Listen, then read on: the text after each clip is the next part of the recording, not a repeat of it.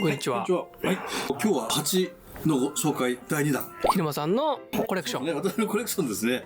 ということで、前回ここまではいお話ししたんで、今日は蜂作家さん、古いと今、それから趣味化を兼ねたですね、蜂作家さんと東福寺というお話をしたいと思います。はい。はい。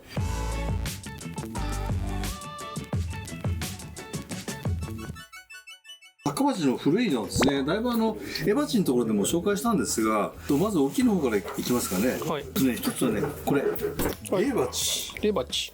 レイバチと言ったら中野餃山さん。はい、これはね、餃山さんの鉢で丸鉢ですね。丸珍しいかな。珍しい。丸も珍しいし、は釘彫りで。うん。でね、これはいろんな前回買い方あるよって話をしたんですけど、これはね、この生徒さんがですね、もうやめるよって言うんで、いっぱい鉢出しました。はいはで、いっぱい積んであって、全部200円だったんです。その中で、あれちょっと違うなと思って。で、本当になんでもない鉢いっぱいあったんですよ。はいはいその中に一つ紛れてて、ゲットしたと。い。200円。 200円で。そういうことがあるってことなんですよね。まあでも、たまにありますよね、そういうことね。そう。Q さん行かれてね、与田さん。行きました行きましたねで、それなんか、去年か。去年かな。ね、亡くなられたんで。あ、今年か。今年でしたっけ？国風展の時じゃなかったっけ。そうですか。お元気だったね。そうですね。はい。残念です。目に焼き付いてますけど。で、もう一つ、餃山さんの鉢、はい私持ってまして、あ、そっち。どうして使ってるってことですね。これですね、使ってますね。ああ。割れたら嫌だなと思って、植え替えたいんですけど。よっあ、痛い痛い痛い痛い。これですね。怖い。中野餃山さん。見えますかね、大丈夫ですよ。大丈夫ですか。でね、これ面白いのは、ここにね、ちっちゃい落管があって、ああ、危ない危ない、大丈夫。はい、ありますね。あります。はい、大丈夫です。置いてくれって。よっこれは、多分、上の木よりも鉢の方が価格が高いかもしれない。かもしれないですね。はい、これも随分前、佐藤さん、ここで売ってたんですけどね、出てきて。で、カンちゃんもね、前と赤松と一緒ですけど、悩んでる時私がもうこれって言って、すぐ買っちゃったっていう、結構安かったですね。買った値段は鉢だけでも今はそれ買えないと思うんですけど、だからまあ上はね、将来もう売っちゃってもいいかなと思ってるんですけど。これもだから、そんなに高くない時に買って使ってたんですよね。そうなんですよね。だからやっぱり、いいと思ったら買っといた方がいいってことですよね。そうですよね。結構、この頃はね、もう結構思い切って私もパッと買えたんで、くださいって言って買っちゃったんで。なるほど。はい。ということで、日本の勝作家さんですね。で、もう一つね、ちょっと小鉢に移っていきます。はい。で、これは、いいなと思って、北斎さんですね。北斎さんっていうね。ごめんなさい、名字知らないですけど。大春大春山北斎。はい。葛飾ではないです。葛飾ではないです。もう作りが丁寧、これね、やっぱり鉢の土目っていうんですかね、これが素晴らしいんですね。で、こんなメニューもあります。これも北斎さん。かわいい。はい。北斎さんはね、もっともっといっぱいあるんですけど、ちょっと昨日見つからなかったんで、これちっちゃい落下もありますね。はい。あとは、お気に入りの鉢で言うと、これちっちゃうかな。これはね、別に、霊主さんだと思うんですけど、この方はね、すごく丁寧で、実は値段そんなにしないんです。でもこれお気に入りで購入したんですけど、実は割れちゃってですね、ここ。はい。でもすごくいいですよね。この方の鉢は丁寧で、すごくお安いと思います。なんか、奥行きもあっていいですね、そうですね。多分、霊主さなんですけど、泥のシューズですね。そう。これはね、割れても大事にとって。ちょっと古いって話で言うと、これもね、最近すごく人気になっちゃってるんで、ゼシンさんですね。岡谷ゼシンさんって言って、これの釉薬もすごいですけど、ゼシンさんも横浜の方だって聞いてます。これは、カニと千人坊主だよね。なんだっけな。落款がいっぱいありますよね。はい。多分お気に入りなんですかね。いっぱい書いてありますけどね。4つありますね。数が多いだけ価値があるのかもしれない。ここに気に入ったからそうしてるのかもしれないですけど、これよくイメージありますね。ありますよね。こういうね。あとここら辺もそうですよね。これ全部顔なんですね。顔ね。これなんか書いてないかな。あ、福山人だ。ごめんなさい。千人坊主じゃない、福山人。福山人って書いてありますね。はい。で、岡谷さん、ゼシンさん。はい。ここら辺の釉薬もいいですよね。で、ここら辺はね、いっぱいあって、これもそうかな。あ、これもそうですね。でこれ記念鉢なんでしたっけ？これもなんか記念鉢ですね。10周年ですか。なんかの10周年。双葉山荘会。そうだ。酸素会、ごめんなさい。これね、私のその2軒隣の方が、双葉山荘会っていうところに入ってる方で、その方が注文して、その会の10周年に作ってもらったんですね。はい。ここら辺の鉢は、多分全部もらってるんですよ。もらってるんですか？方が。多分1個結構高いです、これ。はい。4つだと、10万じゃ効かないと思いますけど、でね、これを言ったらもうね、中国海外から多分殺到すると思うんですけど、この中にお宝の山が、お宝でね、見せたら本当に隠してましたもんね。バズっちゃうかもしれないですよ。バズるかな。こんなにあんのっていう。おわ、すごい。これすごいでしょ、これ。わ、何これ。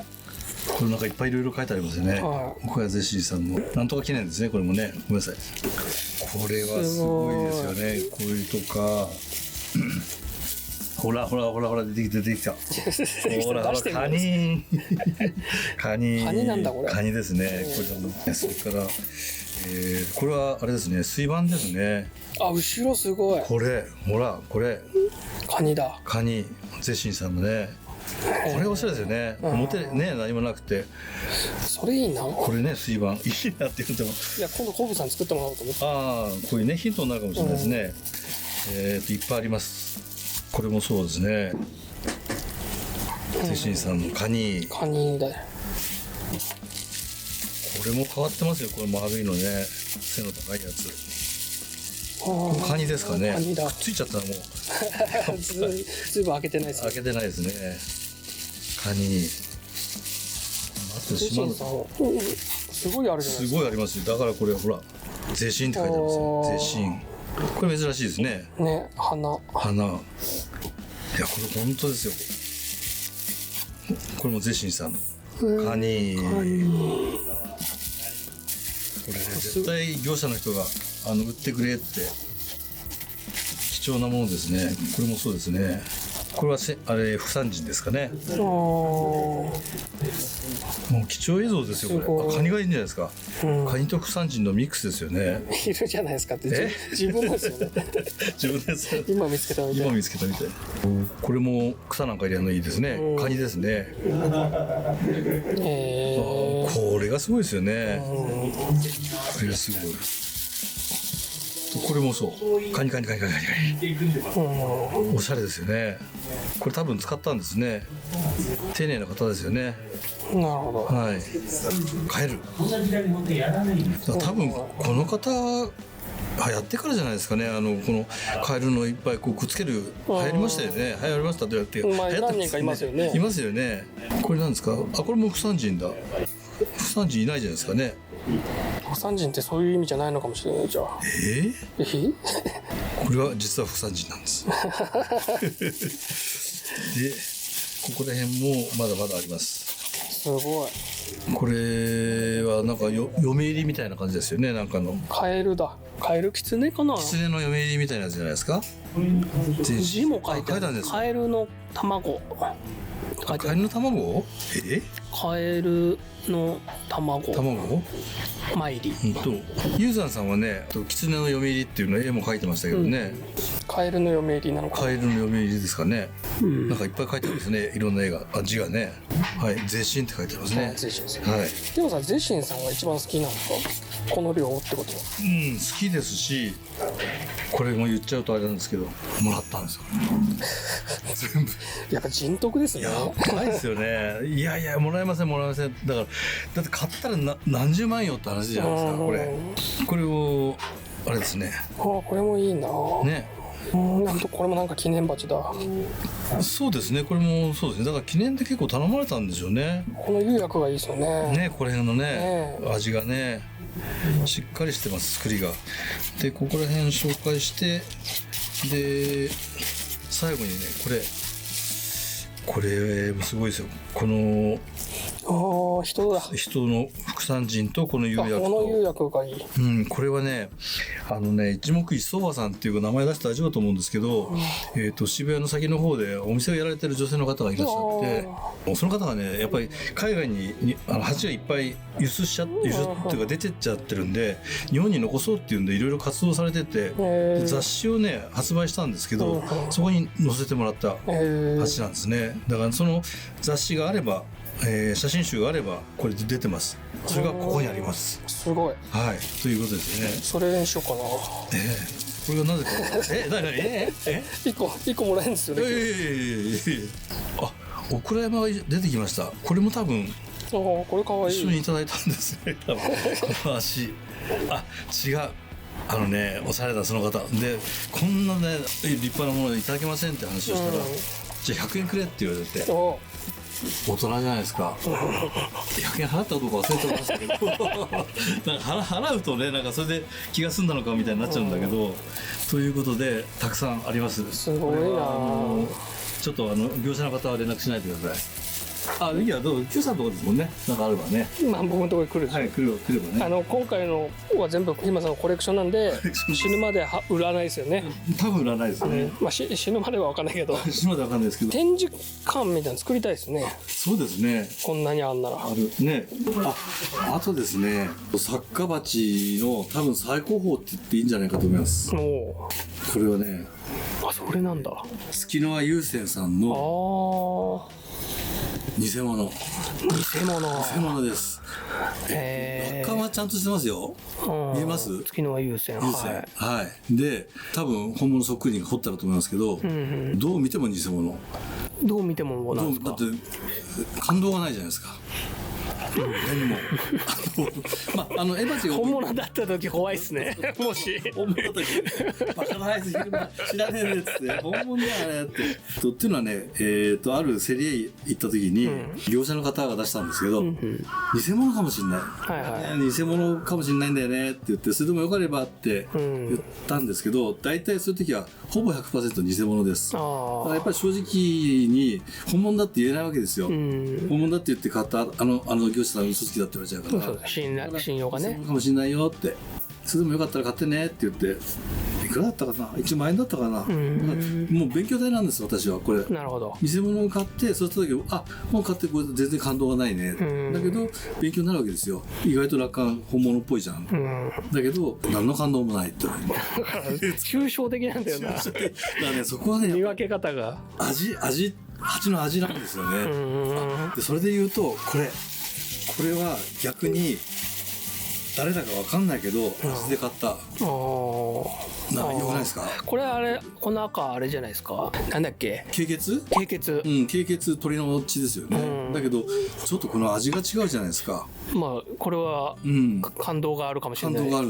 これは作家さん分かる。これ多分分かる方いれば、多分作家さん最近の方かもしれない。でさっきね、そのベテランの方も朝話してて、最近の釉薬だよねって。でもこれは私はこれが味がいいなと思って購入した。だからもう値段だとか作家じゃないんですよね。はい。これはいい鉢だなと思って買ってます。だから多分皆さん何の参考にもならないと思うんですけど、まあこういう味で買うんだよって、名前で買ったらダメよっていう話ですね。なるほど。はい。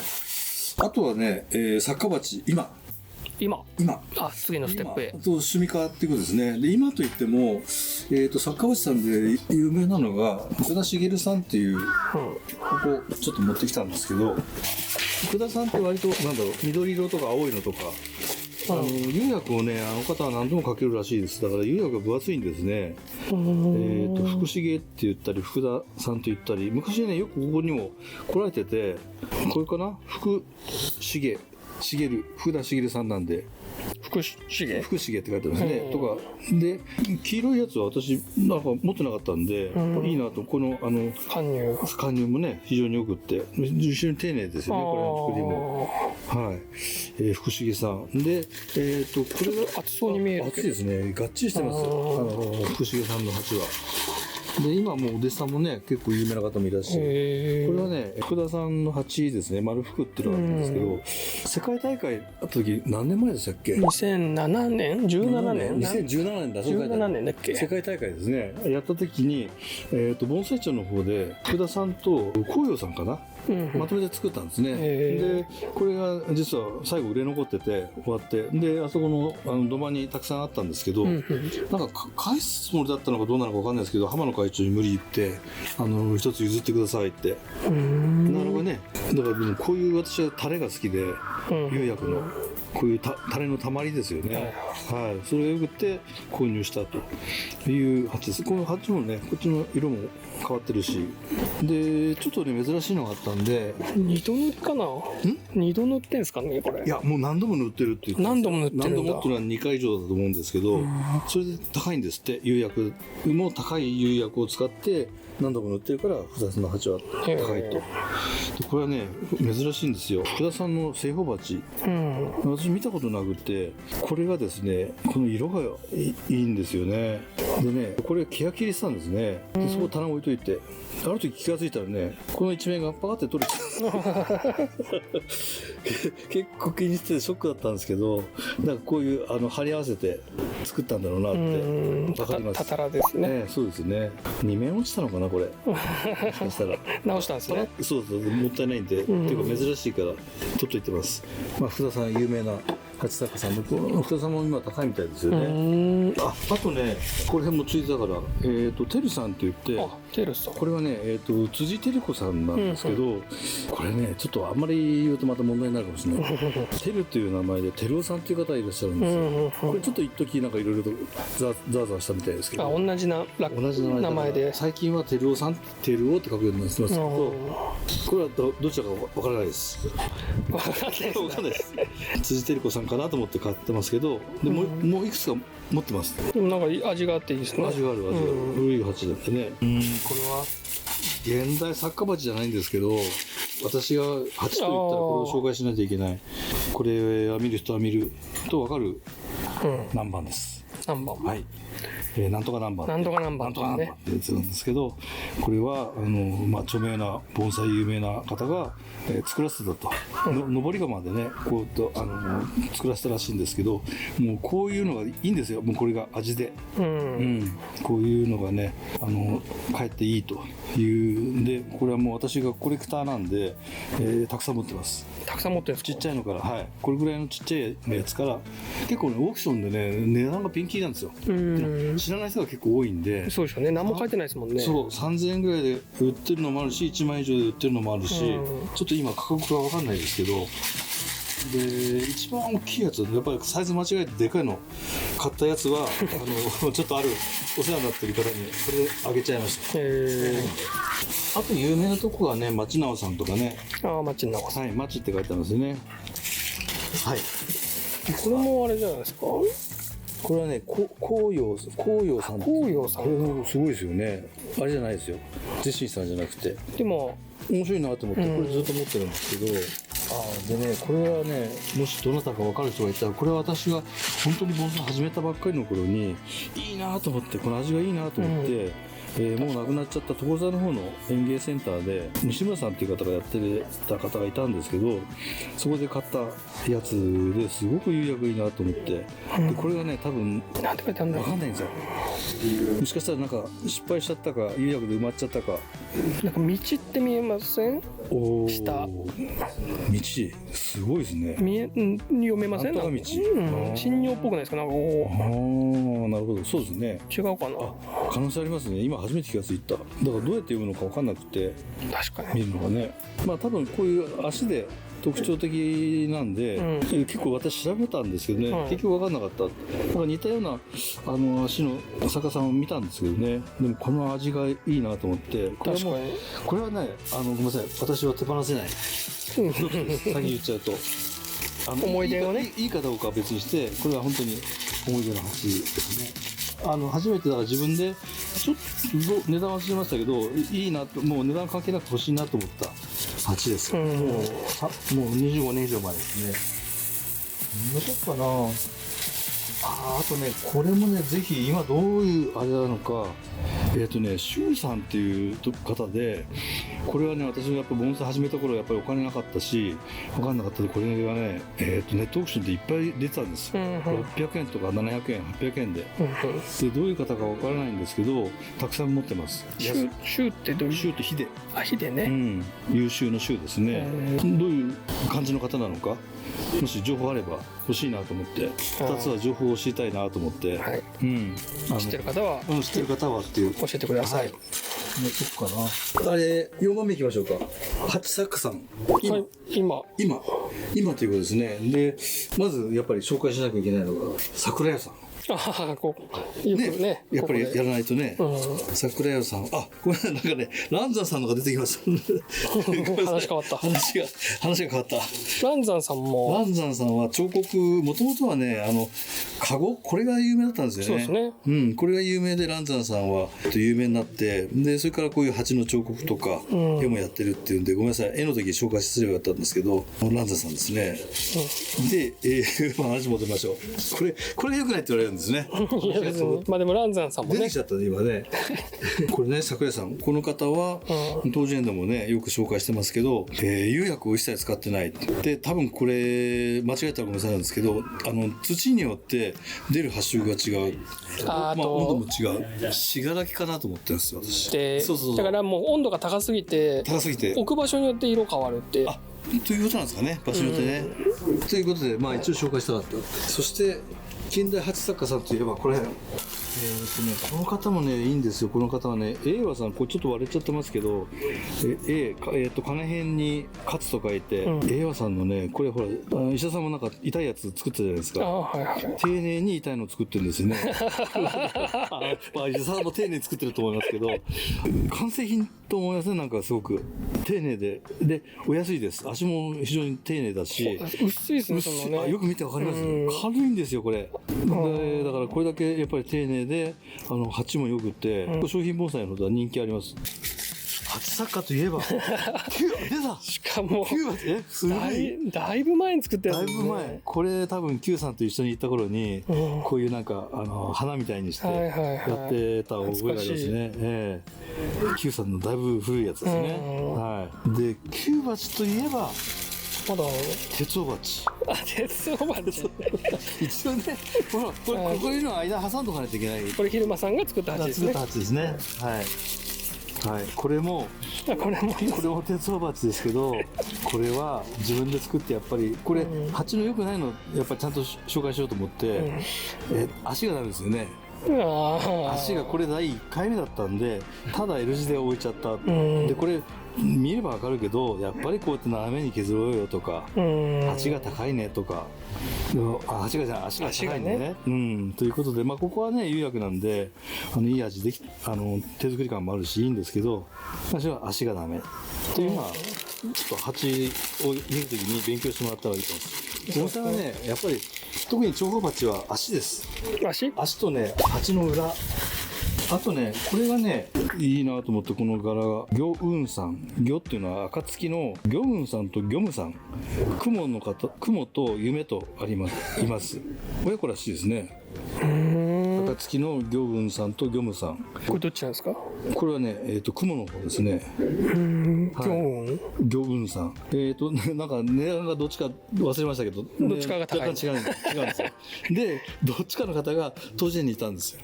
それも生徒で？生徒なのか、お弟子さんなのか。なんかテンターさんやってたかな。なんかでも当時絡みの方、当時にいたっていうのは聞いてます。いいですね、釉薬。お弟子さんかもしれないですね。そうなんで、私はこの暁っていう業務さんでも業務さんでも見つけると必ず買うようにしてます。好きなんで、すごくいい鉢ですよね。ちょっと変わったところだと、これがね変わってるのは永明さんなんですよ。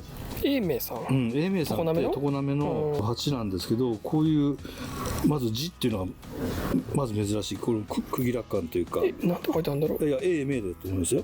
永明なんだ。ひでに明るい。これも当時のその棚にあったやつでね、珍しい鉢なんですよ。あったかも。あったんですよ。これ永明さんも有名ですね。それから Q さん見てわかるかな。これはあれですよ、ケンジーさんじゃないですか。ピポーン。ちょっと値段剥がしてこれ。値段ついてたんだ。これですね。値段見えてます。安い。これはちょっと気に入らないからって安くしてくれたんです。ああ、2個あったんですよね、確かね。うん、そうそうそう。で、何かどっか気に入らないんでって言ったけど、まあ私は別にそんな気にしないんで、これじゃない？あ、これかな？釉薬が。うん、かもしれない。あ、これかもしれないですね。本当は売らないんだって言ってますよね。悪いやつは。だけど、特別に、だってもう丁寧ですよね。丁寧ですよねうん、素晴らしい。時報鉢です地方ね。鉢ですね。次ですね。お祭りだけで販売して、どいやもうっか業者卸してんのかな。あ、そうなんですか。特定のどこだかわかんないけど。もう初日ですぐなくなっちゃいますもね。そうんですね。毎回午前中ぐらいで終わっちゃう。終わっちゃって、これだと1万円ぐらいするんじゃないですか？しない？するんじゃないですか。ねわかんないけど。そうですよね。ちょっとお安い値段見えちゃいましたけど。これもねいいなと思って、こう反ってるのがいいんですね。こういうふうに。で足も低いし、欅なんかやっぱりこの地べたに生える木なんで、なるほど。足は高くない方がいいですね。はい。これはこれはねわかんないですよ。なんとか山、貝山なんだ。ちょっとこれもわかる方いたら。はい。はい。ただ単に気に入ってる鉢だっていうことで紹介してます。あとは向こうに多分いっぱいあるんで、最近の鉢作家さんで最近私が好きなのが、これもちょっと動画3本に分かれるかもしれない。もうすぐ終わります。これはねカニさんなんですけど、これは趣味家の方です。これはカニの作り方も教わってきました。で実は神道さんがその型を一つもらって今練習中です。鉢作ってんですか、きみこさん。もともと鉢も作ってるんですよ。俺見たことない。神道さんの鉢も1個持ってくればって一つだけ私持ってるんですけど、古い鉢があってすごい丁寧でいい釉薬のね色出してるんですけど、神道さん鉢もやっていて、で窯も持ってますから自分のとこでその型をもらってこれを一つ作って、そこからねこう綺麗にやっぱ削り上げていくんですよ。なるほど。そこら辺の作り方も動画私なんか撮ってきちゃったんですけど、そうやっているんで、そのうち神道さんのカニの鉢が多分出てくると思います。それの元になってる方の鉢です。落下は出さないでって言われてるんで。きみこさん何鉢っていうんですか。わかんないです。きみちゃん。きみちゃん町？きみちゃんって私言えないんだよな。言えないんだ。きみさんとか。あんなセクハラいっぱい言えるのに。ひどいこと本人にひどいこと言ってるのに。ねえ、きみちゃんとは言えないんだ。きみちゃんというのは神道さんってこれもその方。足が面白いですね。足がねだから丁寧なんですよ本当に。これはなんか備前の方の土でやった色がねみんな景色が違うっていう、はい、これはおとなしい方ですすごく、はい、これは最近の鉢作家さんで防災の趣味家の方なんですけど、でこれもねちょっとぜひ紹介したい。私は盆栽の趣味で欅を結構やってるじゃないですか、私の、欅の先生って言っていいと思うんですけど、雑誌盆栽世界で欅のタッチショーの特集をやった時に、それに憧れて家までお邪魔して、ぜひ欅勉強したいと、作り方を教わったりなんかして、でその方は器用な方で鉢も作ってる、その方の鉢なんですけど、もう90歳を超えた方ですね。このね味がいいんですよ。これはねたまたまネットオークションで私実は見つけて、この落款なんですね。清いっていう落款です。ちょっとお名前大体想像つくと思いますけど、清いという落款とだけで、これが大野さんがこの上のグリーンクラブで何の時だったかな、これ分かんないのよねって言って売ってたやつなんですけど、私はもう見てこれ清いなんですよ。清いはね実はお二人いらっしゃって、蓮田の方にもいらっしゃるって鉢も私持ってますけど、清いって落款は何人かいらっしゃいます。でねその方は新山さんという方が、心の山の新山さんという方が、西武線の池袋に近い方だったからなんかそこに習いに行ってたって言ってて、その時のこの釉薬なんですよ。その方のこのね青い釉薬は素晴らしい色の発色してるんで何鉢か持ってます。でその方はその鉢作りが上手で、これも丁寧じゃないですか。これも同じ方ですね。清い、清し、はい。さっき鉢の話しましたけど、鉢の底の話、これがいわゆる段ですね。はい、段になってる。これも一つ面白いと思いますね。まあ無理言ってですね、お宅を訪問して、譲っていただいたって普段は占い方なんですけど、でその方も趣味家でやっぱりある商品盆栽会等の会にいらっしゃるんで、私はその方のいつもこう鉢を見て、その方の鉢をたくさん買いました。あ、なるほど。はい、でこれはお宅お邪魔した時にその方は絵も描いていて、上手じゃないですか。これも脅威なんですね。いや丁寧な方なんで、すごい綺麗ですよね。何でもできるんですよね。何でもできる。でその方は今お面とかも作るし、もともとね靴職人だったらしいです。じゃあもう器用なんですね。器用なんですね。だから俺は靴は一流だよって言ってましたけど、盆栽二流だけどって冗談で言ってるんですけど、なるほど。そういう方ですね。これも無理言って何鉢か絵付けっていうんですかね、なんですけど、まあ無理言って購入してきた。本当にこれも宝ですね。清さんですね。なるほど。はい。あ、一個どうだ。これもね、横浜全然終わらないですね。これはね、名前聞いたこともあるかもしれない。一品会ののぼるさん、のぼるさんっていう方の鉢で形面白いんでね、購入したもんですね。非常にベテランの愛好家で鉢作家も上手で、最近だから鉢が結構有名になってきたんでね。はい。銅みたいなね。ね、面白いですよね。発色が面白いなと思って、これのね、こういう、だからこれがすごいです。丁寧なのが、だから鉢の足と足のこの段足の段々になってて、ここがやっぱり削ってあってですよね。はい。丸だとね、ろくろで回しながらできるけど、四角だとできないですからね。そうなんですよね。こういう細かい作業ができてるかどうか。はい、手作りだと思いますね。ということで、鉢作さんご説明しました。はい。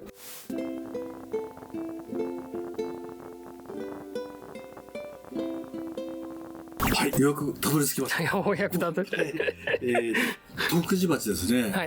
東福寺はやっぱり皆さん欲しいなと思って買うんですけど、もう結構偽物もありますし、いいもの悪いものたくさんあります。で、結構数が出回ってるってね。出回ってますね。でよく出回ってるのがこのタイプ。でもこれそんな高くないんですよね、こうやってね。これ草なんか入れるのにちょうどいい大きさで、どうだろう。なんか大きい展示会でも3万ぐらいで売ってたんじゃないかなと思うんですけど。でも3万するんだこれ。まあでも東福寺にしてはね。東福寺にしてはか。そんなもんで非常にリーズナブルじゃないかなと思うんですけど、今はちょっといくらぐらいか分かんないですけど、それぐらいで売ってた時代がずっとありました。東福寺についてちょっと説明。東福寺っていうのは、東福寺だからもともと京都の方だったと思うんですけど、自分では窯を持ってなくって、人の窯を借りて鉢を焼いていた。だから割とこうなんか端っこの方だとかいうところに置くんだけども、それがかえってその変わった窯変を起こしたりとかっていうことで、昔はそんなに人気はなかったんだけども、今はそれがむしろ味になっていろんな変化が出てるっていうのが面白いということで人気になったと。東福寺っていう一人の人のことを言ってるんですか？水野さんっていう方。水野さん。はい、水野さんっていう方で、その方はよくね大宮の方にも旧会さんの方とか、あとここにもよく売ってたらしいです。で、これはあれかな、鈴木真一さんが言ってた笑い話だったかね、当時安くて、でとりあえず付き合いでお酒飲むお金ないからって言うんで付き合いで買って、だけどその鉢を壁になんかこう穴がいっぱいあるからそこに入れてたと。でそのうち値段がギュッと上がっちゃったんで、みんなその壁からこう引っ張り出してきたとかって話をしてましたけど、まあ人気が出ちゃったんで、まあ当然偽物も多いよということだと思います。で東福寺もこれはね、オークションで買ったんですけど、そこそこの盆栽協会のある方、レベルの方がオークションで出してて買ったんで、多分本物かなとは思うんですけど、比較的安かったんでちょっと心配してますけど、まあこういうデーバチですね。まあ味がありますよね、土目が。でね、東福寺も次の2台っていうのがいらっしゃって、これが多分書いてないんですけど2台。これ見ますねよくね。これね、これはね1台も2台もあるんです、この落款は。で2台の場合は2台って書いてあったり、2は数字の2ですね、あとイサムっていう書いてあったりして、最初はもう真似て作ってたんですけど、まあやがてその、はっきりした方がいいよっていうことで、そういう分け方をしたと。まあ足もね丁寧ですしね、土目がやっぱりちょっと色目がちょっと薄いというか、うん、いう感じで、これはもう書いてないですけど、これは2台だと思います。はい。はい。で、これ。落款もいっぱいあって、うん、これなんですけど、東福寺っていう釘落款ですけど、これは偽物です。これも業者の方がネットオークションで、やがていろいろ知り合いになって家にお邪魔したりなんかもしたんですけど、その方は本物だよって買ったけどちょっと怪しいよってやっぱ正直に言ってくれて、で怪しいの分かってていいですよっていうことですね。で、何が怪しいかっていうと、まず字が下手ですよね。本物だったら大変だこれ。本物だったらね、うるせえなっつって。そうそう。字が下手。それとね、足がね、かっちりしすぎてるんです。こんなかっちり作らないですよね。それと、もうやっぱ土目なんですよ。土目ね。土目がこんなね、きめが細かすぎて、きめが細かいのと土目がやっぱりちょっと、土目っていうのは色もそうですけどね、もう土が全然違う。いや、ここはね、そこそこいい色を出してもらったと思います、釉薬は。だけどこれはもう全然、だから先ほどの有線と一緒で感動がないんですよ、見て。全然もう何でもないんですね。何でもない、申し訳ないけど。で、これ本物だったら面白いな。本物だったら面白い。そうでね、これは前にも紹介した盆栽祭りで、向こうの通りで割と古いもの骨董屋さんだったんですね。で売ってて、でその方は値段が分かんなくて、でもいい鉢だなと思って「いくらですか?」って言っても「分かんないんだよね」って、で多分盆栽鉢扱ってましたからやってるんですけど「分かんないんだよね」って言って、で私も見てたんですけど、でも分かんないなと思ったらね、ここにだからみんな釉薬で潰れちゃってるんですね。でここで私が見たのは木と3、木って喜ぶがこうヒヒヒみたいな777だ、昔の木ですよね、喜ぶ、777の喜ぶと3が見えて、はっと思ったのが、さっき東福寺水野さんだよって言ったじゃないですか、水野喜三郎っていうんですね。木さんが見えちゃったんですね、あれやと思って、リーチだったんですよ。こうまだ積もれないんですけど、リーチ買ってもドキドキしてるんですね。お、木さん見えちゃったよって。平安、平に見えますか？平見える見えるね、右上ですね。右上、平安安かなんかで東っぽい、ダブルリーチ。木さんと平と方が見えた。ダブルリーチ買ったわけですよ。でもう欲しいって、でその方はね、私があんまり欲しがったから「いやちょっとこれ売れないよ」って言われたんですけど、じゃあもう値段言ってくださいって好きにって言って、多分ね8,000円だか1万円だか、それでいいって言われたから「いいですよ」って言って、こっちはドキドキしながら帰ってきて、その時多分 Q さんも一緒にいたんだよね。で浜野会長に「いや今向こうの通りで買ってきたんですけどこれどうですか?」って言ったら、浜野会長は裏じゃないです、こっち見て、土目を見て「あ、これ東福寺だよ」って。もう落款はね使用してないですね。かっこいい。かっこいいだから浜野会ってすごいなと思ったのは、だってそういう偽物があるわけですよ。いくらでも真似できるんで、今って本物の落款から偽物作れちゃうから。そうですね。だってなくなったらその落款がどっかに行くわけですからね。そうなんです。いわゆるね、灰かぶりって言われてましたね。灰かぶり。灰かぶり、灰のこういうつぶつぶ。だからこれは浜野会長のお墨付きで買ったやつだっていうことですね。これもいいですよ。これもうちょっと磨くともっと綺麗なんですけどね。ちょっと磨いてみましょうか。手滑らしちゃったりしてね。泣くんじゃないですか。どう変わったか。よくないですか。ねえ。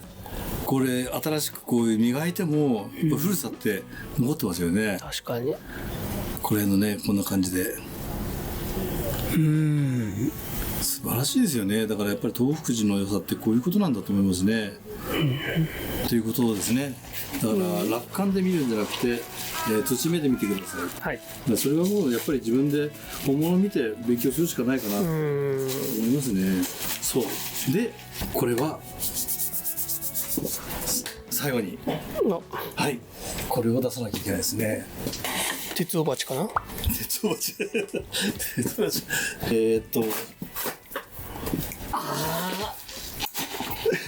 なんか踏んじゃった？いやー、蜂はどこだった？危ねえ。危な。危ねえ。大事なやつ。蜂踏んづけるとこだった。よかった、こう。で、これは、私の多分一番のお気に入りというか一番高価なもの。これはね、これは全然、これはこれで素晴らしいです。はい。これが、いわゆる緑釉っていうんですかね、渡辺一行さんの鉢なんですけど、一個さん。で、これをまず見ててください。はい。はい。で、一個さん。これに似た鉢になります。鉢。はい。東福寺。一口。はい。っていうのは、あの時買ったやつ？旅行に行った時ああ。もうね、感動だ。さっき感動がないって言ったじゃないですか。感動しかない。だってもう見た瞬間、見た瞬間、あーってなってましたよね。で、本当は、この東寺園に、羽村会長はもう晩年、多分鈴木真一さんのところに木がいっぱい行って、私はそれをこう、戻したかったんですね。ちょっとかっこいいこと言うと。かっこいいこと言うと。高いお金買ってでも、東寺園に残すべき、やっぱり木が欲しいな。東寺園から出た木がね。言ってましたもんね。そう旅行行く前に。そう、それで、行くために、1000万円持って、それ冗談言ってですけど、持って買って、で、将来、それはもう、東寺園の木にしちゃってもいいかなつもりで行ったんですけど、木に行く前にね、これですね。やっぱでも、確かに雰囲気が違うな。もう違いますよね。これ、見てくださいよ、これ。それ言っちゃ怒られちゃう。だから申し訳ない。これと比べちゃうと申し訳ないんだけど、これで、この味ですよね。これすごいで、この釉薬のね、もう内側でもタレがね、おしゃれじゃないですか。こういうね。で、ここら辺の、色だとかね。はい。ということで、これは、私の1ヶ月の給料ではとても買えないものです。全然。だって昼間さんって月に300万ぐらいもらってますよね。今はちょっと下がったから。ちょっと下がったから。あれですけど、今だと2ヶ月分ぐらいかもしれない。本当ですか。だけど本当に我々ね行った時にもう本当に儲けなしでっていうか我々相手にね商売してもっていう審査のトラがありますから本当にお安く譲っていただいて。それでも、私の中では、今一番かなと。もう一つ、前も発信したかもしれないですけど、やっぱり東福寺で、当時ね、買えなかったものがあったんですよ。で、それは未だにどこにあってどういう鉢かっていうので、やっぱり釘落下の本物ですね。テープそこに貼っちゃうぐらい、これ偽物だからってことです。仮置きで仮置きで。もう、これ貼っちゃうぐらい。これ本物だったら面白いけどな。面白いですそうでそういう鉢があります。なるほど。だからこれはと思ったやつはやっぱり縁なんでね。チャンス逃すと後々もずっと悔やみますから。はい。これが欲しいなと思った鉢は思い切って買った方がいいかな。それがこれがそれをですね。もう早速しまっちゃいましたけど。はい。ということで、長々と。長かったですね。1時間ぐらいやってますかね。そうですね。1時間はやってるから。ということで、ぎゅっと凝縮していただいて、ありましたけど、後半はですね、作家鉢、古いのと今と、趣味家の、含めてですね、と、東福寺鉢。で、結論から言うと、やっぱり何度も言ってますけど、名前で買うんじゃなくて、鉢で買いましょう。そのもの現物で。なるほど。だから、それを見極める、眼力というかね、それが必要で、それを養っていくしかない。そうですね。それにはやっぱり本物をやっぱり見るということなんですよね。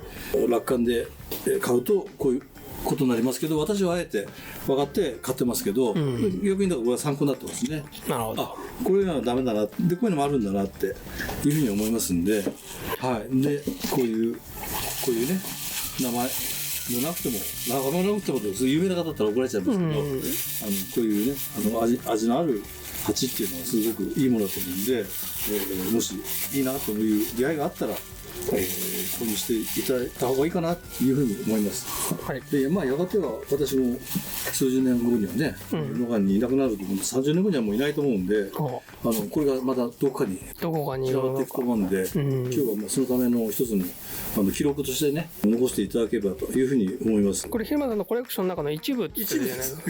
これ一部。これの3倍ぐらいあるってことですよね。3倍どころじゃ、蜂の数で言ったら3倍どころじゃ効かないです。でなんか雑誌とかで蜂の本とか出すときにこういうのね、そうですね、あるからこれ使ってもらったりとかしてほしいですね。だから岡谷ゼシンさんのね特集やりたいんで平間さん貸してって言えば別にいっぱいありますもんね。